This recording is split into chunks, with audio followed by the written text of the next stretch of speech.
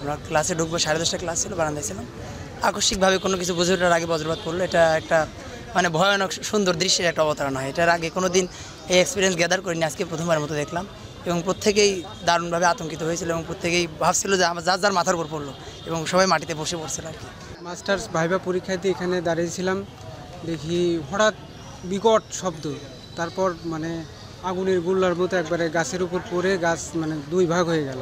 হঠাৎ করে এত জোরে বজ্রপাত হলো, মানে মনে হলো যে গাছে আগুন ধরে গেছে। আগুন পড়ে আর ডালপালা একাই মানে ইয়েতে পড়ে যাচ্ছে নিচে। এখন তাকায় দেখি যে একবারে গাছ দ্বিখণ্ডিত হয়ে গেছে। আমরা ক্লাসরুম থেকে বজ্রপাতের পর পাশে দূর থেকে দেখতে পাচ্ছি যে লাল আভা পড়তেছে, দেন হচ্ছে কিছুক্ষণ পর দেখি যে ধোঁয়া উঠতেছে। এইটুকুই দেখতে পাইছি ক্লাসরুম থেকে। দেন ক্লাস শেষে এসে পরে সেখানে দেখি যে গাছের উপর পড়ছে। হ্যাঁ, এর আগেও দেখছি আমাদের বাসার সামনে একবার পড়ছিল, একটা গাছের উপর পড়ে মানে গাছ পড়তে পড়তে নামতেছিল। মানে আমরা তো কলেজ বাসে যাতায়াত করি, তো কলেজ বাস থেকে এসে নামছি, নামার পরে এখন ক্লাসে যাব। আমাদের ক্লাস হয় সাধারণত 10:30টার দিকে। তো তখন আমরা নেমে ক্লাসের দিকে যাচ্ছিলাম, হঠাৎ করে এই মানে বজ্রপাতের ঘটনাটা ঘটে। তখন আমরা সবাই তো ভয়ে আতঙ্কে মাটিতে লুটিয়ে পড়ার মতো।